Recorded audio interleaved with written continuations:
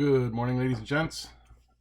Welcome back to another lecture on kinetics. Today we are going to work with rates of chemical reactions.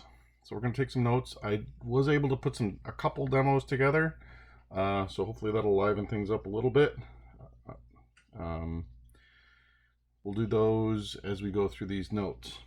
Now, today we're going to start with the challenge question that was given yesterday. And this is some table I stuff, so you're gonna, hopefully you've done this and we can just quick run through this. So here we go. Is delta H, which is also called enthalpy, a reactant or product for the formation of C2H2 gas? Okay, well, we're gonna use table I. Okay, we go to table I and we look for the C2H2 gas. We come right down the list, and here it is. Then we come across here, and then really the only thing this question is concerned about is this sign. And the sign is positive. Oops, where'd my paper go? A positive 227.4 kilojoules. It's the positive sign that is telling us what's going on here. So if you remember, a positive sign tells us that it's endothermic, which means energy has to be absorbed. Remember, these feel cold. Okay, endothermics feel cold. So if energy is absorbed and it's endothermic, that means the energy, or the enthalpy, is a reactant. And it would go on the left side. All right, let's look at NH3. So we scan down. Here it is. And again, we're really worried about the sign. All right, so this one is negative. Okay, so this has a negative delta H. And that negative delta H tells us that it's exothermic. So energy is produced. These feel hot. Okay, we feel the heat coming off of there, which means the heat, or the energy, is a product. It's what's produced. Okay, and it would go on the right side. Okay, let's do B. What is the enthalpy for the formation of 5.21 moles of NO? All right, now this time we actually want to know the amount of energy, so we have to find NO. Right, and we come down here, and here it is right here. Let's go ahead and write the equation. So it's N2 gas plus O2 gas goes to 2NO gas. And our delta H that's listed is a positive 182.6. All right, so now this is endothermic. So which side of the equation would it go on? All right, well, it's going to go on this left side. It's a reactant. So to put it into the equation, we just write a plus sign, 182.6 kilojoules. Now, what this is asking is how much energy we need to be absorbed to make 5.21 moles of this. Well, this is how much energy we need for 2 moles. So we can just set up a ratio, burp equals burp. We know that 2 moles needs 182.6 kilojoules. I don't want 2 moles. I want 5.21 moles. And I want to know how much energy that is. And we just cross multiply. And X ends up equaling 475.7 kilojoules. Okay, so this is the challenge question from yesterday. All right, so let's get into today's lecture. And these are factors that affect reaction rate.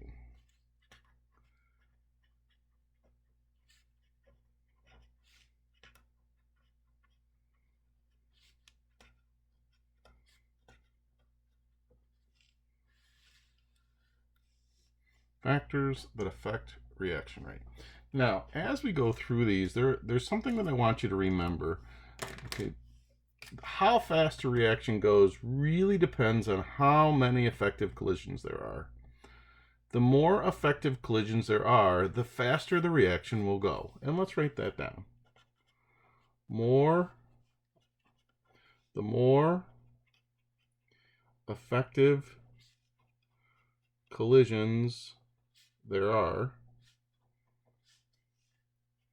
the faster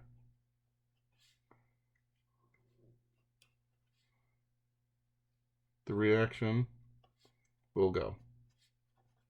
It's all about numbers of collisions. All right, so if there's only a few collisions,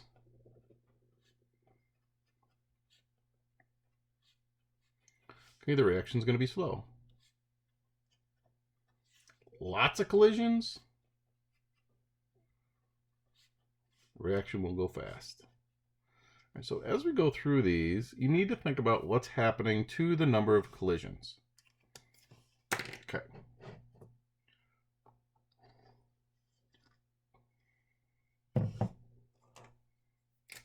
So our first factor is called the nature of the reactants. Nature of the reactants. Now, just by looking at what the reactants are can give us an idea if a reaction will go fast or if a reaction will go slow.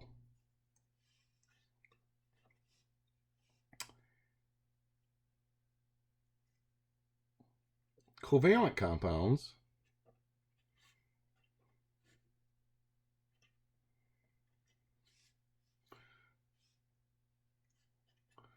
tend to react slow. It's hard to break the bonds.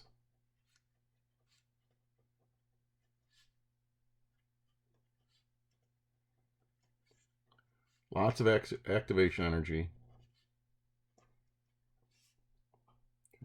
So covalent compounds tend to react pretty slow. And these include organic compounds. And I know we haven't talked much about organic chemistry yet. It's coming.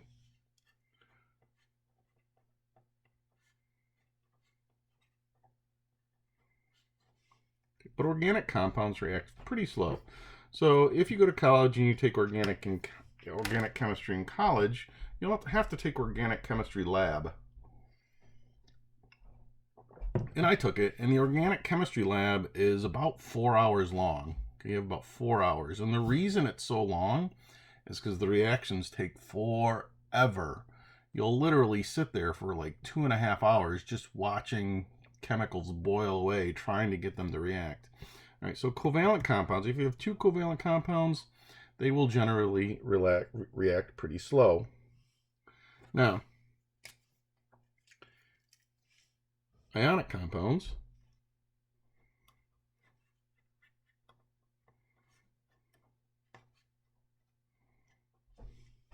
it kind of depends. Depends what phase these are in. If they're in solid phase or just liquid phase, right, they're faster than these. All right, these are kind of like medium. They're easier to break. We can break them apart a little bit easier, right? They're a little bit faster than covalents, all right? But in solid or liquid phase, we still have to break those old bonds, all right, and make all those collisions. But what if we put an ionic compound in water?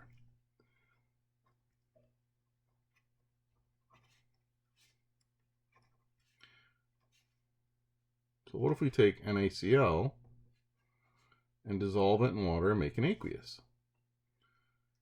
Well, what happens is when this is put in water, we get Na pluses and Cl minus aqueuses.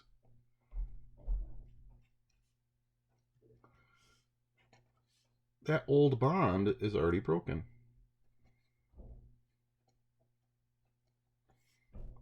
So the first step of that mechanism is already done. So if you have ionic solutions,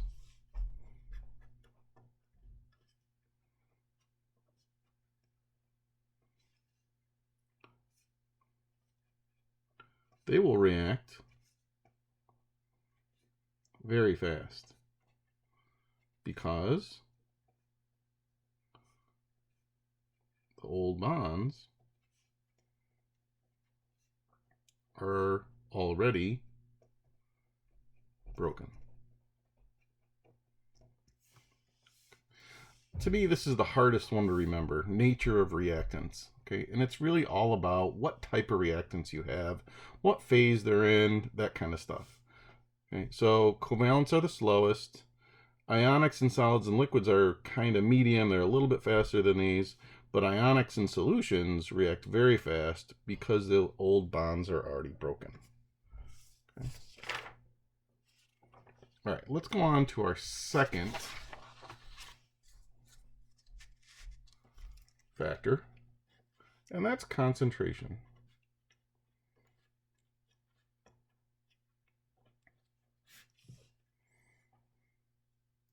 Concentration.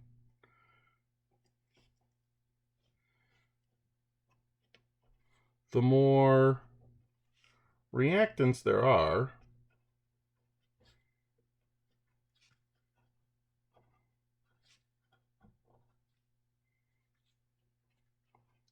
the more effective collisions there are,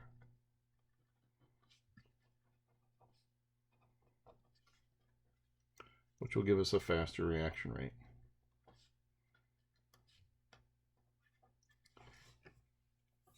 And usually when I do this, when I do this with students in front of me, with you guys in front of me, we talk about concentration this way.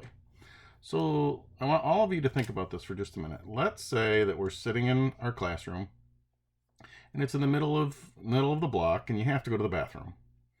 Okay, so you get up, right? You walk through the hall, you go to the bathroom, and you walk all the way back. How many people did you run into?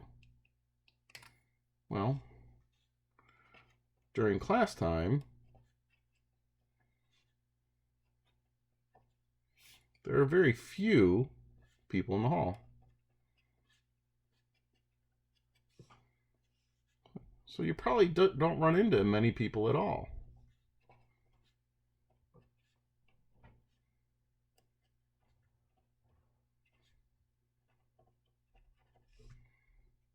This is a very low concentration. Very few collisions. All right, well, what if you have to go during passing?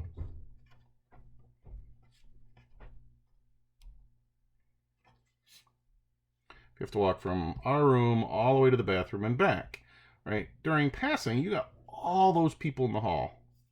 You got tons of people in the hall.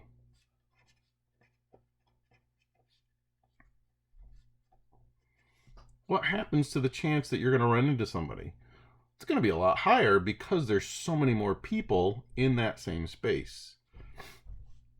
Okay, so you're going to run into a lot more people.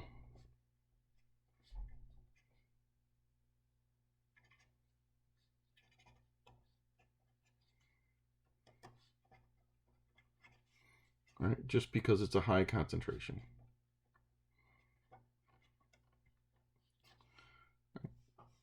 This is the same exact thing during a reaction. If there's only a few reactants or the concentration is low, the reactants aren't going to run into each other very often. We're going to have a low reaction rate. Over here, if it's really, really concentrated, we have lots and lots and lots of reactants. The chances that they're going to run into each other increase. Okay, we're going to have more collisions, and if we have more collisions, it's going to be a faster rate. Now, I do have a demo for this. Let's put this over here and let's see here. Hang tight with me for a minute. Here. Okay, I'm gonna bring you down. Woo! Woo! Sorry. All right. Hopefully you can see. Let's turn this a little bit, just like this. Up here. Okay. So, what I want to show you, all right, we have 30 milliliters of both of these. This is just regular hydrogen peroxide, okay, H2O2. And you can get it right from Wegmans. I think that's where I got this one from. Right, and if you read the label, this one is 3% by volume. So 3% of that is actually hydrogen peroxide. The rest is just water. So it's actually pretty dilute. It's not very concentrated. Now, this is a type of, this is some pool chemicals, and it's actually just concentrated hydrogen peroxide. Right? This is 30% by volume. This one's 3%. This one's 30%. Right? Same exact stuff, just different concentrations. Okay. Now, what we're going to do is we're going to do a reaction with them both. This is sodium iodide. Boop, here it is. Okay, this is sodium iodide. All right, and I'm going to add, I don't know, just some. Okay, so here we go. This is the unconcentrated one. Let's see what happens. Turn it this way.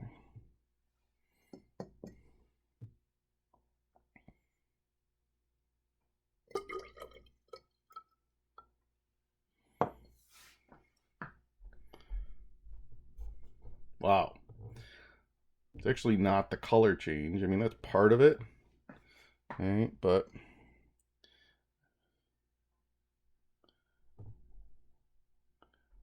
can you see what's forming in there? Maybe it'll help.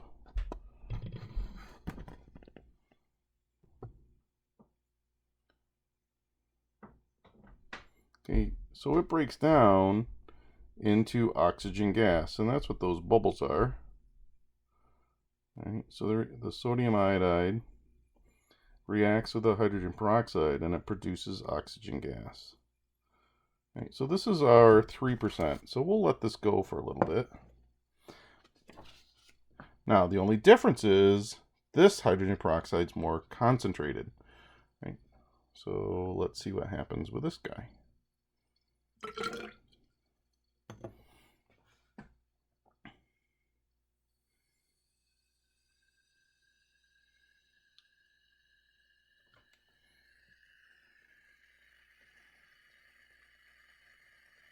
Same exact reaction, but it's producing the oxygen gas much faster.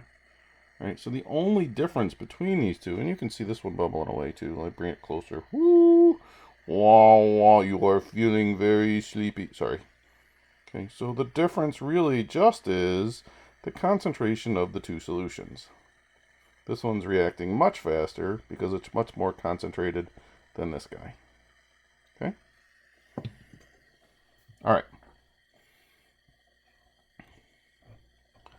Let's go back to our notes.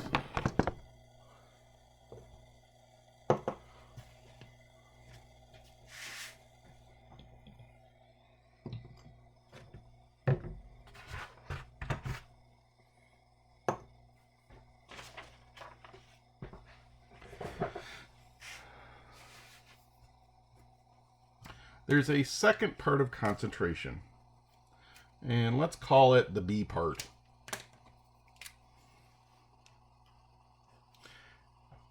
And it has to do with pressure changes on gases.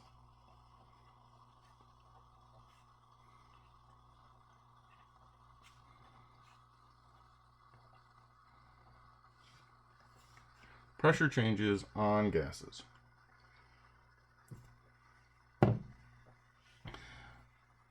Pressure doesn't affect solids and liquids, but pressure has a major effect on gases. If we increase the pressure on a gas, it's going to decrease our volume.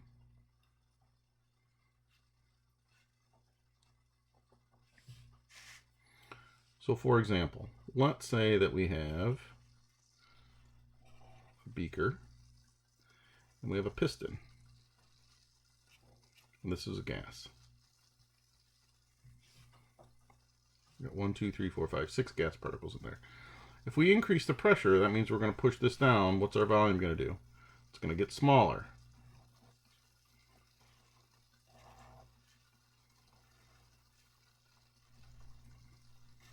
We still have the same number of gas particles in there. 1, 2, 3, 4, 5, 6. 1, 2, 3, 4, 5, 6. Okay. Our volume has gotten smaller. Okay. Which one is going to have more collisions? This guy or this guy? Okay. This one's going to have more collisions because we force the particles closer together. Whoa! I'm making a mess. Hold on. Please hold. Sorry about that. We had all sorts of stuff. Look at my notes. Holy cow. All sorts of stuff going on over there. All right. Back to where we were. So if we increase the pressure on a gas, it forces the gas particles together.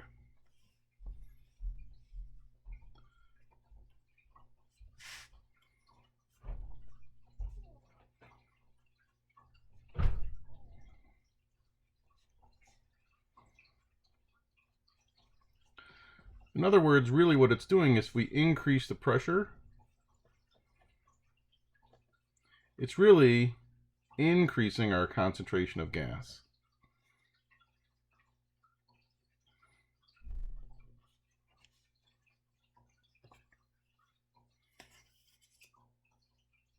And if we increase the concentration of gas, we get more collisions and a faster rate. So, pressure, and this is important, pressure is just a special type of concentration change. It's actually not its own factor. Okay, and you need to remember that because you're going to be asked, what are the factors, right? And people put pressure, and that's not right. Okay, pressure is just a special type of concentration changes with gases. Okay, let's go on to our next one. And our next factor is temperature.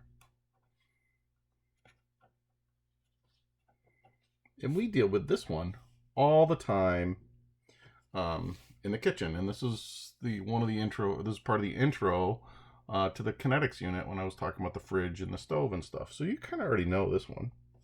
As temperature increases,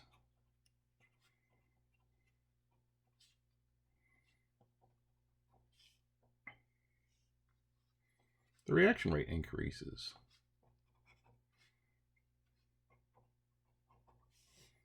As the temperature increases, the reaction rate increases, and vice versa. As the temperature goes down, the reaction rate goes down.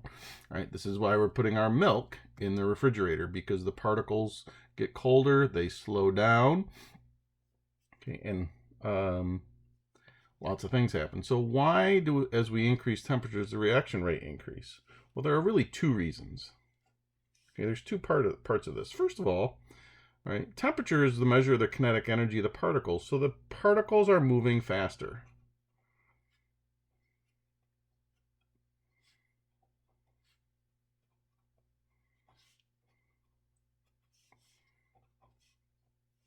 If the particles are moving faster, it's going to cause more collisions. And if there are more collisions, we have a faster rate. And let's go right back to our going to the bathroom model. All right, so let's pretend that it's during passing, and you have to go from my room to the bathroom and back. This time you're going to sprint as fast as you can. Well, before you ran into a lot of people because the concentration was high. But how many people are you going to run into now if you have to sprint? You're going to hit a lot more people. All right. So the number of collisions is going to go up just because you're moving faster. Right, so one of the reasons that our rate goes up is because there are more collisions due to the fact that their particles are just moving faster. But there's a B part.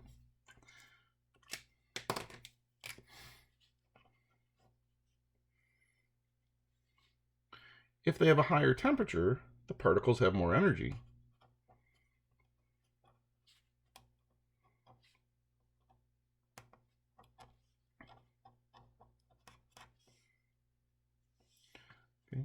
if they have more energy, we're going to have more effective collisions. Why? Well, remember, we have to break the old bonds. And to do that, we need the activation energy. If these guys have more energy, then more of them are going to have enough energy to break the old bonds, or they're going to have the activation energy, which means we're going to increase the number of effective collisions.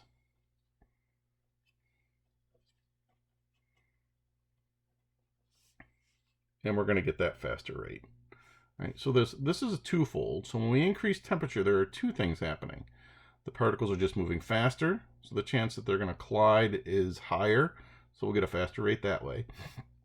But the particles themselves actually have more energy, right? So more of the particles will have the energy to break the old bonds, or the activation energy, right? Which will increase the number of collisions, and we will get a faster rate. Good. Let's talk about our fourth.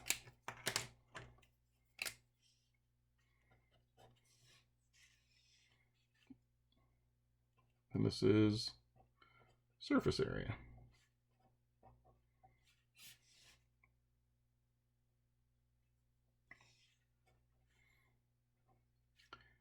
As surface area increases, there are more places for collisions to occur.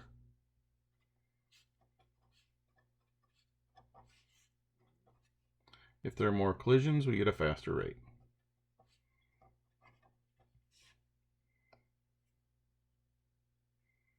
So dusts and powders will react faster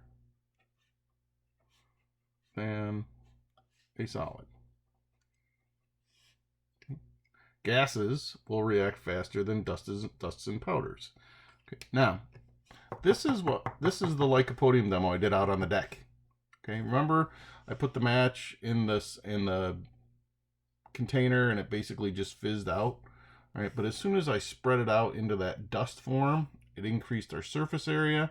All right, and it was much more combustible. Same thing here. All right, now surface area. Let's talk a little bit about it, and we're going to do a demo with this. This is an Alka-Seltzer, and it reacts with water. Right now, if I put it in the water, where is the only place that it's going to react? Well, the only place that collisions can take place are on the outside. It can't react with anything on the inside, right? So this has a very specific surface area. Now what I did is I took the same exact thing, and I crushed it up into a powder. Which one has more surface area?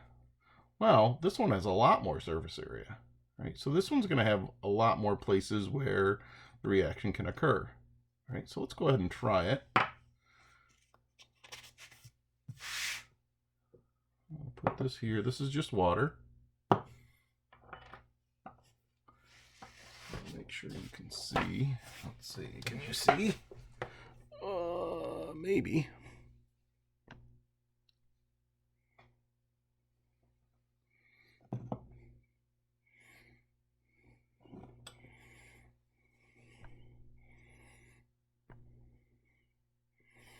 Well, we'll give it a shot. Okay, so we're going to put them in at the same time. And we're going to see which one reacts faster. 1, 2, 3.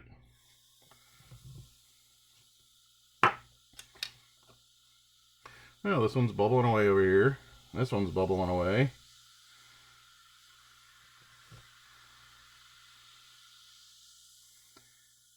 And that one's pretty much done. And this one's bubbling away still. Bubbling away, bubbling away, bubbling away, bubbling away. And this one, there's some bubbles in there still, so it's still going a little bit, but this one's still going. And it's pretty much gone now. So the only difference between these two was our surface area. This one, I didn't break it up. This one I did. Excuse me, this one I did. This one went much, much, much, much, much faster just because there are more places for collisions to occur. Okay? All right. Hopefully you're able to see that.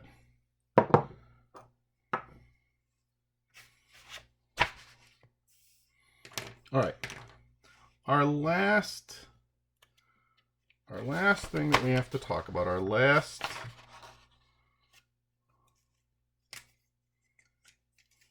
factor, are catalysts.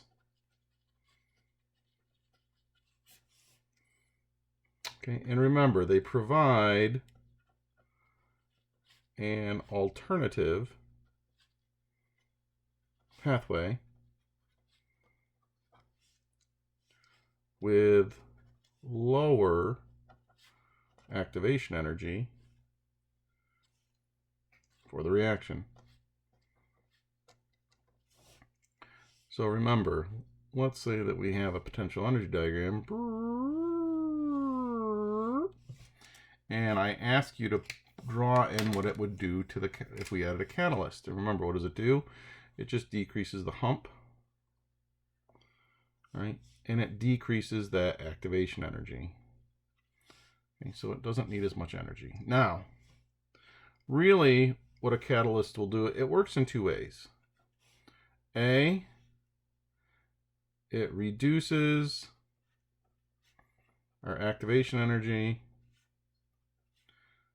which means more of the particles will have the energy to react, the energy to break old bonds,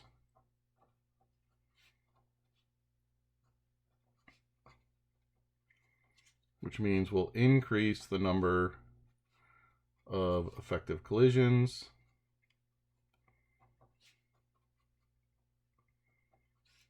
which means we'll get a faster rate. Okay, so that's one thing a catalyst can do. The other thing it can do is it can correct orientation issues.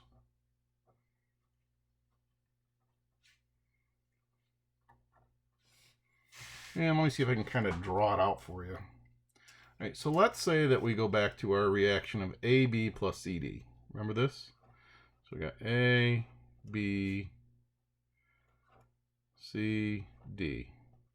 And this has to come in here, and it's going to collide in that correct orientation for it to react. Well, so this would be an effective collision. What happened when we had this? This is our C and this is our D, and it came in this way. Well, this had an incorrect orientation, and it bounced off, and we had an ineffective collision. Well, what happens if we add a catalyst? Well, sometimes a catalyst will do this. Let's say this is our catalyst.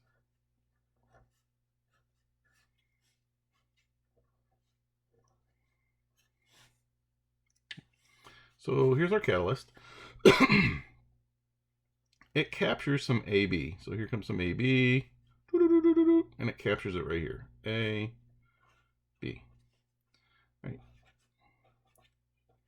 Here comes our CD. Okay. If it usually comes in this direction, it would be an ineffective collision, but our catalyst captures it. And then instead of letting it bounce off, it rotates this D up into here. Then these can react. Okay. And then the AD goes off. And our BC go off. And this can be reused again. So then it goes right back to this. And it can do it all over again. So this is correcting an orientation issue. So a catalyst can work in both ways. And in both ways, it's increasing the number of effective collisions. All right, so this is how the catalyst works. All right. So let's just quick summarize. There are 5 ways 5 factors that increase reaction rate.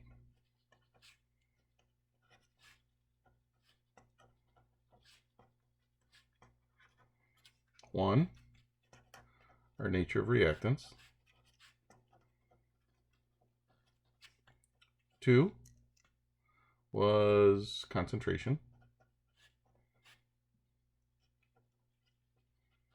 Okay, remember pressure is part of this for gases. 3 was temperature. 4 was surface area. And then our 5th one was a catalyst. Okay. That's all for today. Make sure that you're looking at Google Classroom. I did post the answers to 62, 63, and 67 in the workbook. So make sure you check those. Make sure you're working on your lab that we did yesterday. You do have a periodic review going on too, so you have a lot of things going on. Now, tomorrow, I am giving you the day off. Okay, so Thursday, we will not have class. Okay, Friday, we'll be back at it. All right? Okay, so make sure you're working right along. Have a good afternoon, and we will talk to you soon. Bye.